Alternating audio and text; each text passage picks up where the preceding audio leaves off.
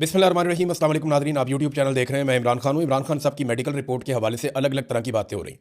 पाकिस्तान तहरीक इंसाफ की जो लीडरशिप है वो कह रही है रिपोर्ट ठीक है, इमरान खान साहब की आंख के अंदर बेहतरी आई है। रिपोर्ट भी यही कह रही है, जबकि इमरान खान साहब की फैमिली और उनके जो ज़ाती मुआलिजीन हैं वो अभी तक मुतमईन नहीं है। और तीसरी तरफ वो लोग जिन्होंने ये दावा किया कि इमरान खान साहब की आंख की बिनाई बिल्कुल ख़त्म हो गई है, उनका दावा अपनी जगह पर मौजूद है। अब आप इन सारी चीज़ों को इकट्ठा करें और एक बिगर पिक्चर आप इसकी देखें तो हुआ क्या। एक तो ये है कि पहले खबर आती है कि इमरान खान साहब की आंख ख़राब हो गई है, और इमरान खान साहब ये बताते हैं कि मैं अक्टूबर से इस बात की शिकायत कर रहा था, जनवरी में जाके इन्होंने सीरियस लिया और फिर यहाँ टेस्ट करने के बाद ये मुझे अस्पताल में लेकर गए, वहाँ पे मेरी आंख टेस्ट करवाई और आंख के अंदर इंजेक्शन लगाने के बाद बताया कि 15% आंख बची है और 85% आपकी बिनाई चली गई है। और इमरान खान साहब ने ये भी बताया कि बाकी भी चली गई थी। अब ये रिपोर्ट होता है सलमान सफदर साहब की रिपोर्ट में, और ये सुप्रीम कोर्ट ऑफ पाकिस्तान के अंदर जमा करवाया जाता है, और इसके पीछे भी मेडिकल रिपोर्ट्स का अमल दखल होता है। अच्छा, इसके बाद क्या होता है कि अफसार आलम साहब आते हैं। अब अफसार आलम साहब कौन है आप जानते हैं, मिलिट्री एस्टेब्लिशमेंट से उनका क्या ताल्लुक है, नून लीग की हुकूमत से उनका क्या ताल्लुक है, वो खुद हुकूमत है, आप जानते हैं अच्छी तरह। तो अफसार आलम साहब आकर ये दावा करते हैं कि इमरान खान साहब की आंख की बिनाई बिल्कुल चली गई है। अब कुछ और भी जो टाउट्स हैं वो आते हैं, वो भी दावा करते हैं कि इमरान खान साहब की बिनाई बिल्कुल चली गई है। अब बराह रास्त खबर तो या तो पाकिस्तान की मिलिट्री एस्टेब्लिशमेंट के पास है या उन डॉक्टरों के पास है जो चेक कर रहे हैं। बराह रास्त कोई खबर ना तो इमरान खान की फैमिली के पास है, ना उनकी पार्टी के पास है, ना हमारे पास है, क्योंकि मौका ही नहीं मिला इमरान खान को मिलने से।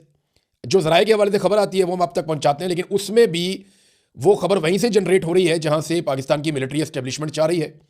इमरान खान साहब तक बराह रास्त एक्सेस तो बड़े अरसे से इन्होंने बहुत ज़बरदस्त तरीके से कंट्रोल की हुई है। अब जो ज़ाती मुआलिजीन है इमरान खान साहब के या उनकी जो फैमिली है, वो ये जो मौजूदा रिपोर्ट है इसके ऊपर मुतमईन नहीं है।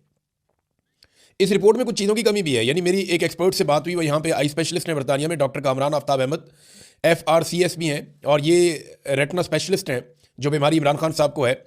उन्होंने कोई नुक्ते उठाए, उन्होंने कहा जी रिपोर्ट अधूरी है, यानी इस रिपोर्ट में मरीज़ से मुताल्लिक 20% मालूमात भी नहीं है, बल्कि रिपोर्ट में ऐसी चीज़ें लिख दी कि वो पॉलिटिकल लोगों से भी हमने मुशावरत की, उनको बुलाया, उनको बताया ये गैर ज़रूरी है, मेडिकल रिपोर्ट के अंदर ये चीज़ें नहीं होती। लेकिन यहाँ पे ये भी बताया गया कि जनाब वो बैरिस्टर गौर और अल्लामा राजा नासिर अब्बास साहब से भी हमने उनको भी बताया और डॉक्टर्स को भी बताया, तो ये चीज़ें गैर ज़रूरी है, ये मेडिकल रिपोर्ट के अंदर ये चीज़ें नहीं होती है, प्रोफेशनल मेडिकल रिपोर्ट ये नहीं है। हाँ, ये बनाई गई है सुप्रीम कोर्ट ऑफ पाकिस्तान को मुतमईन करने के लिए, तो वो फिर रिपोर्ट उन्होंने ऐसी बनानी थी।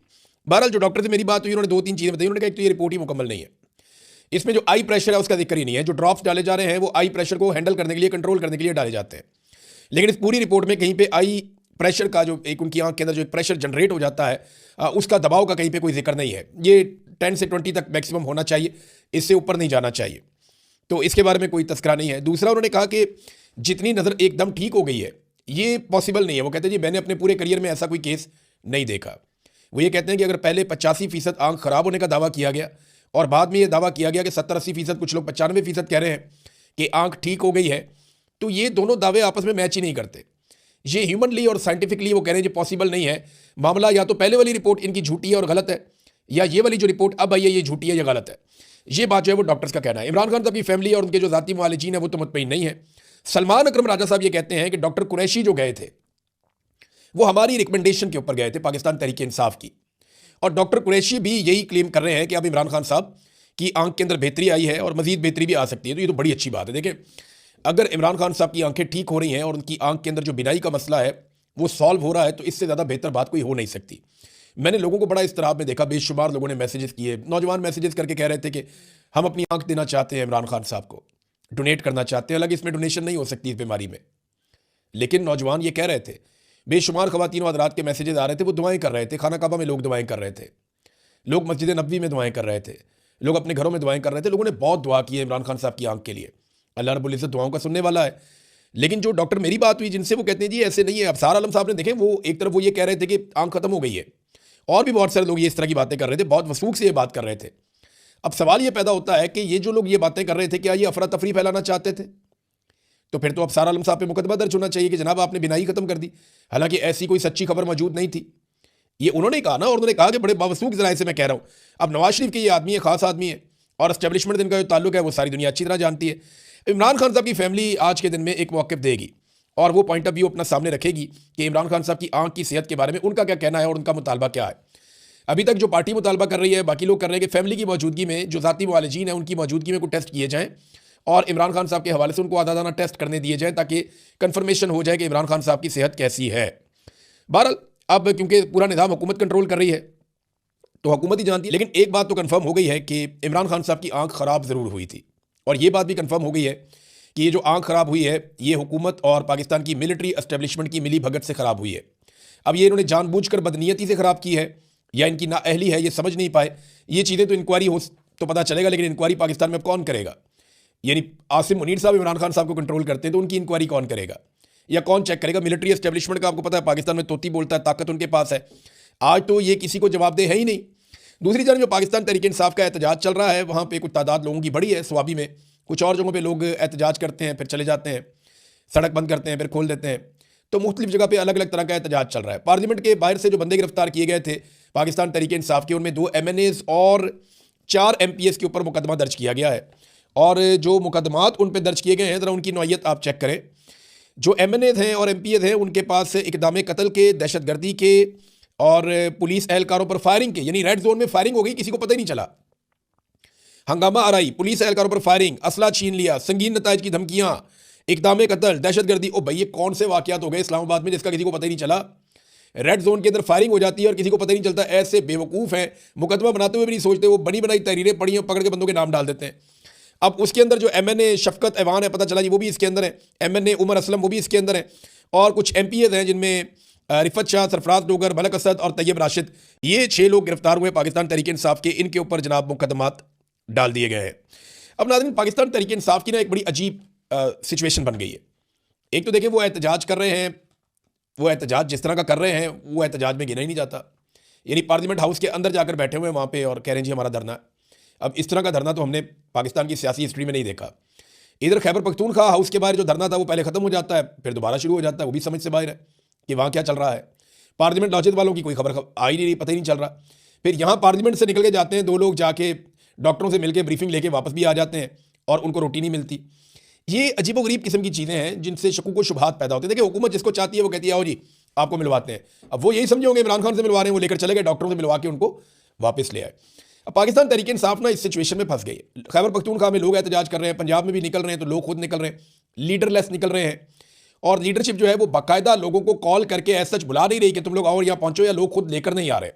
उसकी एक वजह है, मैं आपको बता देता हूँ।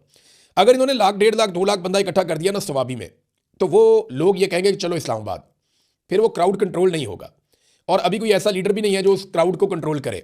और ग्राउंड के ऊपर सच्ची बात यह है कि पाकिस्तान तहरीक इंसाफ की तैयारी नहीं है। देखिए, मैं बार बार ये कहता हूँ, बड़ी सपोर्ट है, बड़ी सपोर्ट है। ये 2/3 अक्सरियत के साथ अभी आप इलेक्शन करवाएं, इमरान खान नाकों चने चबवा देगा सारों को, ये इलेक्शन जीत जाएगा बड़े आराम से, सबको पता है। आसिम मुनीर साहब भी जानते हैं। सपोर्ट बहुत ज़्यादा है पाकिस्तान तहरीक इंसाफ की, लेकिन ग्राउंड के ऊपर तैयारियाँ, जो तंजीमी तैयारियाँ होती हैं वो नहीं है। अगर आपने एक तहरीक चलानी है, एक लॉन्ग मार्च करना है, एक धरना देना है, आपको उसके लिए लॉजिस्टिक्स चाहिए होते हैं, आप उसके लिए तैयारियां करते हैं। आप कंटेनर बनाते हैं, कारकुनों को तैयार करते हैं, कारकुनों की ड्यूटियां लगाते हैं, आपको पता होता है कहाँ कहाँ से कौन कौन बंदा लोगों को लेकर आएगा, किस तरीके से होगा। हाँ, ये ज़रूर है कि अगर कोई इनकलाब ही आ जाए पाकिस्तान में, पूरा पाकिस्तान बाहर निकल आए और पूरा पाकिस्तान मामला अपने हाथ में ले ले, फिर तो 2-4 दिन की गेम है, फिर तो मामला बिल्कुल उलट जाएगा। लेकिन अगर वो नहीं होता और एक पॉलिटिकल पार्टी के तौर पर आपको बड़ा एहतजाज करना पड़ता है, तो मैं ये साफ बात कहना चाहता हूँ कि उसकी तैयारी नहीं है।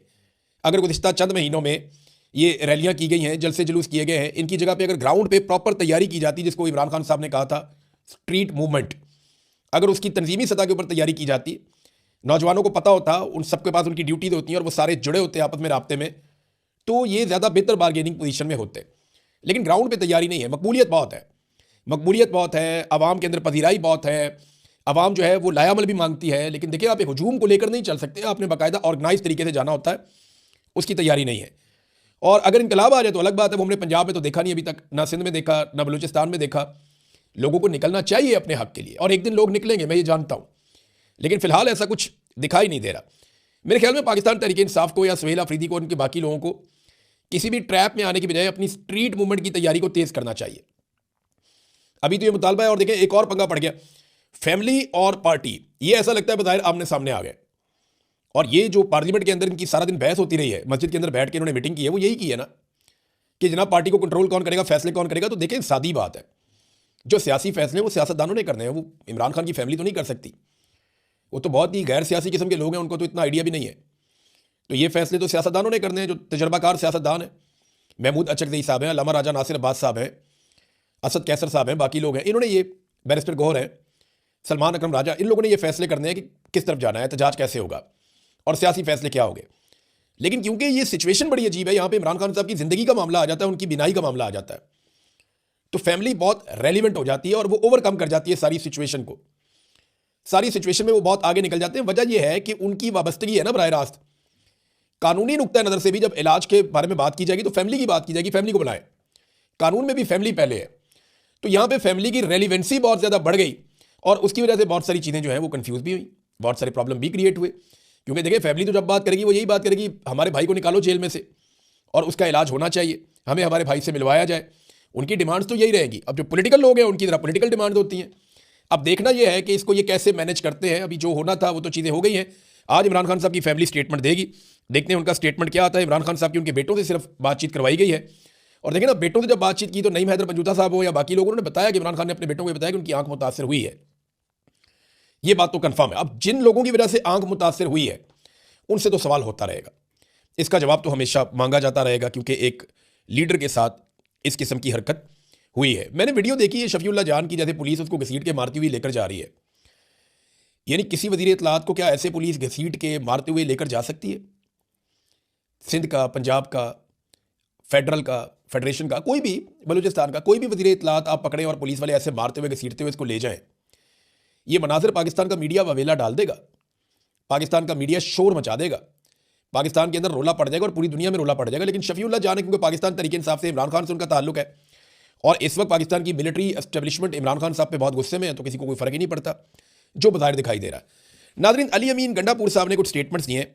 मैं इसके ऊपर इसलिए बात करूंगा कि मैं इनमें एक दो चीज़ों का गवाह भी हूँ। गंडापुर साहब ने कहा कि मोहसिन नकवी की तारीफ़ की कि जितनी कोशिश उसने की मोहसिन नकवी ने इमरान खान को छुड़वाने की, उतनी कोशिश किसी ने भी नहीं की। ये तो ज़रा ज़्यादा बोल गए। गंडापुर साहब की अपनी कोशिश मोहसिन नकवी से ज़्यादा है और इमरान खान साहब की पार्टी में बेशुमार लोग ऐसे हैं जिन्होंने बहुत कोशिश की इमरान खान साहब को छुड़वाने की।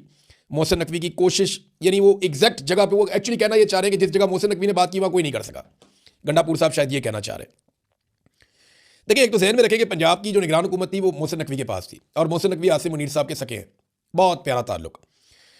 तो पंजाब में अगवा हुए लोग, अगवा बराए बयान हुआ, पंजाब में जुल्म हुआ, जबर हुआ, फस्तायत हुई, कंपेन नहीं चलाने दी, आरओज़ का कंट्रोल था, फिर पंजाब में जो कुछ किया गया झंडा तक नहीं उठाने दिया गया पीटीआई को, फार्म 47 जारी करवाई गई। ये सारा खेल जो है मोहसिन नकवी साहब थे ना, जिन्होंने पंजाब में पाकिस्तान तरीके इंसाफ की हुकूमत नहीं बनने दी। एक बड़े प्लेयर थे इसमें। दूसरा, बतौर वज़ीर दाखिला बाकायदा धमकी लगाकर 26 नवंबर का कत्लेआम किया मोहसिन नकवी ने और उनके ऊपर ये इल्ज़ाम भी है। ये तो अली अमीन गंडापुर भी ये बात करते हैं। फिर आसिम मुनीर साहब के पीछे जो एक शख्स या मुख्तलिफ दिमाग जो काम करते हैं उनमें एक मोहसिन नकवी का दिमाग भी है और ये बहुत अहम आदमी है आसिम मुनीर के लिए और बहुत अहम दोनों के ऊपर भी आसिम मुनीर के साथ रहा। तो मोहसिन नकवी ने इमरान खान को, पीटीआई को बहुत नुकसान पहुंचाया, इनकी बनती हुई हुकूमत नहीं बनने दी। और आसिफ अली जरदारी मोहसिन नकवी को अपना बेटा कहता है और नवाज शरीफ वगैरह भी अब मोहसिन नकवी के बहुत करीब है। तो मोहसिन नकवी ने इन दो पॉलिटिकल पार्टीज़ को ज़बरदस्ती इक़्तिदार में लाने के लिए पूरा खेल खेला। लेकिन इमरान खान को छुड़वाने के लिए, देखिए अब ये मैं आपको बताता हूँ, मेरी जब गंडापुर साहब से मुलाकात हुई, जब वो वज़ीर आला बने, तो उसके कुछ अरसे के बाद उन्होंने ये कहा कि मैं इमरान खान को बातचीत के जरिए से छुड़वाऊंगा। तो मैंने कहा जी इमरान खान ने तो आपको एहतजाज का टास्क दिया कि आप अपनी कंपेन चलाएंगे, आप एहतजाज की, और आप एक तहरीक बनाएंगे। तो उन्होंने कहा नहीं, वो आप मेरे से लिख कर ले लें, इमरान खान अगर कभी भी छूट कर आएगा तो वो ये बातचीत के जरिए छूट कर आएगा, वैसे इमरान खान नहीं छूटेगा। उन दिनों में मोहसिन नकवी साहब के साथ भी मुलाकातें हो रही थी गंडापुर साहब की, और बहुत मुमकिन है कि गंडापुर साहब को कंट्रोल करने के लिए या उन्हें दिखाने के लिए उन्होंने, मोहसिन नकवी साहब ने आर्मी चीफ के सामने ये बात की हो, आसिम मुनीर के सामने, कि जी इमरान खान साहब के बारे में कुछ सोचें या उन्हें छोड़ें या ये मामला रिजॉल्व करें, और इससे गंडापुर साहब ने ये तासुर लिया हो कि ये बंदा इमरान खान को छुड़वा सकता है। ये ऐसा नहीं है, इन्होंने इमरान खान को नहीं छोड़ना है इस तरह। मैं ये जानता हूँ ज़ाती तौर पे कि जब तक कौम नहीं छुड़ाएगी ये इमरान खान को नहीं छोड़ेंगे, या जब तक कोई बहुत बड़ा बैरूनी दबाव नहीं आएगा तब तक इमरान खान को नहीं छोड़ेंगे, या जब तक इमरान खान साहब कोई डील नहीं बना लेंगे या कोई इनके साथ मफामत नहीं कर लेंगे या कोई रास्ता नहीं निकालेंगे, कोई अंदरूनी बैरूनी दबाव नहीं आएगा, तब तक इमरान खान को नहीं छोड़ेंगे, चाहे कोई भी कहता रहे। ये गंडापुर साहब ने कह तो दिया, लेकिन मेरे ख्याल में थोड़ा ज़्यादा बोल दिया। बहुत सारे और लोगों ने बड़ी कोशिश की है, जिनमें गंडापुर साहब खुद भी शामिल हैं, शायद मोहसिन नकवी से ज़्यादा ही उन्होंने जोर लगाया होगा। गो कि उन्होंने बहुत बड़ी बड़ी गलतियां भी की और लोगों से झूठ बोला उन्होंने, जिसकी वजह से लोग उनके खिलाफ भी हो गए। अगर वो लोगों के सामने सच रखते शुरू से तो शायद लोग इतने उनके खिलाफ ना होते। तो सनम जावेद के बारे में उन्होंने बड़ी अजीबोगरीब बात की है गंडापुर साहब ने। हालांकि सनम जावेद ने सोशल मीडिया से दुश्मनी ले ली थी गंडापुर के लिए, लेकिन बड़ी उन्होंने अजीब, यानी अखलाकियात से नीचे जा रही थी वो बात जो उन्होंने की। सलम जावेद के बारे में, तो नामुनासिब है, ऐसी बात नहीं करनी चाहिए। ख़वातीन के बारे में जब आप कुछ बात करें ना, तो आपको अल्फाज के चुनाव में भी मुहतात रहना चाहिए। ये पहले भी मुहतात नहीं रहते, पहले भी गंडापुर साहब ऐसे बातें कर जाते हैं। इन्होंने मरियम नवाज़ के बारे में भी इसी तरह के एक दो दफ़ा अल्फाज बोल दिए थे, बाद में पाकिस्तान तहरीक इंसाफ को शर्मिंदगी उठानी पड़ी थी। तो अब एक और बात उन्होंने की, उन्होंने कहा जी ये ड्रोन हमले और जो ऑपरेशन हैं वो मेरे दौर के अंदर नहीं हो रहे थे, इस दौर के अंदर जो हालात हैं वो ख़राब है। तो इसका जवाब तो जो मौजूदा हुकूमत है सुहेल अफरीदी उनको देना चाहिए, और वो बताएं कि उनके दौर में ड्रोन हमले ज़्यादा क्यों हो रहे हैं। वो ये भी बताएं कि उनके दौर में ऑपरेशंस ज़्यादा क्यों हो रहे हैं, और क्या उन्होंने ऑपरेशंस की इजाज़त दी है दूसरे तरीके से। ये अब जवाब देना पड़ेगा सुहेल अफरीदी को, क्योंकि अली अमीन गंडापुर साहब ने कैटेगोरिकली जो है वो ये बताया कि उनकी हुकूमत ज़्यादा बेहतर इन मामलात में परफॉर्म कर रही थी। और अगर वो अदादुशुमार गंडापुर साहब के देखें तो फिर उनकी बात ठीक लगती है। तो इस पर सुहेल अफरीदी साहब को ज़रूर रिस्पॉन्ड करना चाहिए।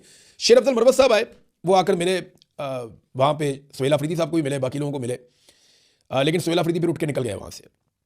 उन्हें नागवार गुजरा ये काम पे आ गया शेर अफजल मरवत। पिछले चंद दिनों में नज़र नहीं आए, लेकिन आज वो सूटेड बूटेड होकर पहुँच गए, और उन्होंने आते ही कह दिया जनाब कि खैबर पख्तूनख्वा के जो रास्ते हैं वो खोल दिए जाएँ और 5 लाख नौजवानों को रावलपिंडी इस्लामाबाद पहुँचाया जाए और ये बंद किया जाए। तो वो एक नया मिशन लेकर आ गए थे। भारत मेरे ख्याल में तैयारी नहीं है अभी पाकिस्तान तहरीक इंसाफ की ग्राउंड के ऊपर, वो दिखाई